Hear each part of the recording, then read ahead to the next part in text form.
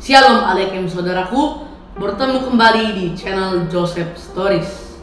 Kali ini Joseph Stories akan berbicara tentang kremasi. Kalau di Pulau Bali kita mengenal istilah ngaben.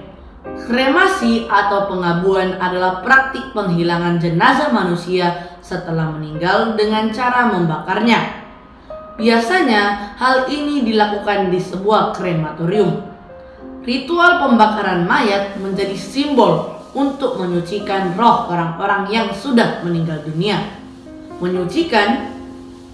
Baiklah, mari kita bertolak ke laut yang lebih dalam.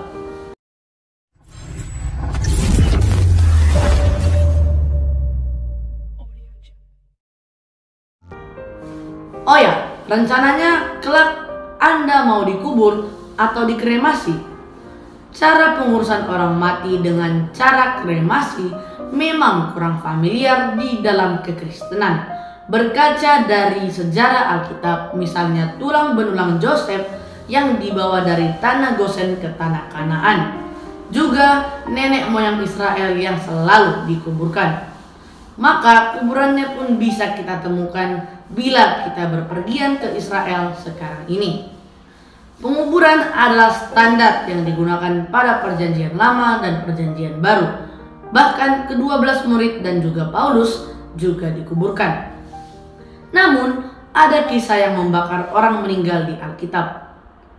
Yang pertama, 1 Samuel 31 ayat 11 sampai 13. Di mana Saul dan anak-anaknya dibakar dan kemudian tulang mereka dikuburkan. Ketika penduduk Yabes Gilead mendengar tentang apa yang telah dilakukan orang Filistin kepada Saul, maka bersiaplah segenap orang gagah perkasa. Mereka berjalan terus semalam-malaman, lalu mengambil mayat Saul dan mayat anak-anaknya dari tembok kota Betsean.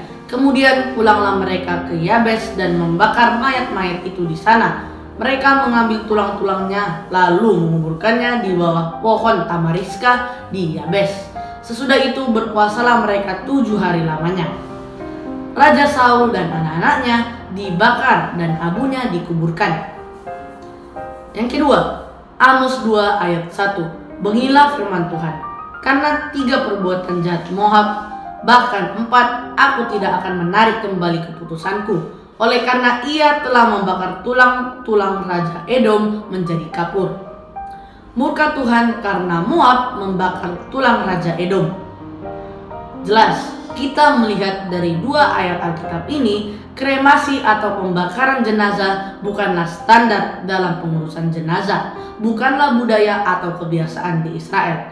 Ayat di atas tidaklah bisa dijadikan sebagai pedoman dalam pengurusan mayat orang mati. Mari kita bandingkan dengan Kejadian 23 ayat 19. Sesudah itu, Abraham menguburkan Sarah istrinya di dalam gua ladang Makpela itu di sebelah timur Mamre, yaitu Hebron di tanah Kanaan.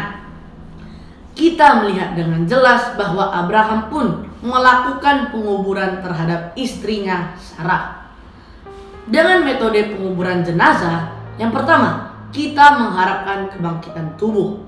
Alkitab mengatakan bahwa tubuh ini ditaburkan dalam kehinaan dan akan dibangkitkan dalam kemuliaan, yaitu 1 Korintus 15 ayat 43. Penguburan adalah gambaran yang jauh lebih indah daripada kremasi. Yang kedua, tubuh itu penting. Kita diciptakan menurut gambar Allah.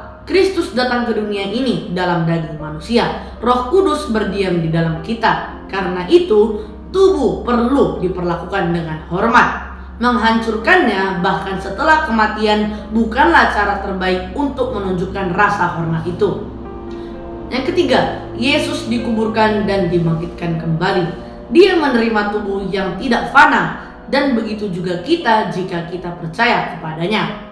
Alkitab mengatakan kita juga akan memakai rupa manusia surga, yaitu 1 Korintus 15 ayat 49. Itu benar apakah kita akan dikuburkan atau dikremasi. Tetapi sebagai orang Kristen, kita senang untuk mengikuti teladan Kristus.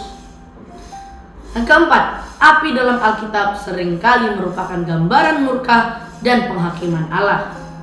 Gambar api juga terhubung ke neraka. Jadi itu bukan gambaran yang ingin kita bangkitkan pada pemakaman orang percaya. Pertemuan kita kali ini akan saya tutup dengan membaca Roma 6 ayat 4.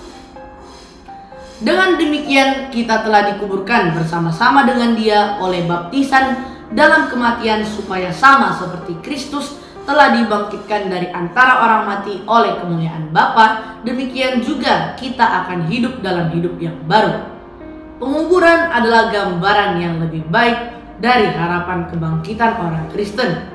Dan ingat, sepanjang sejarah orang percaya memilih cara penguburan daripada kremasi.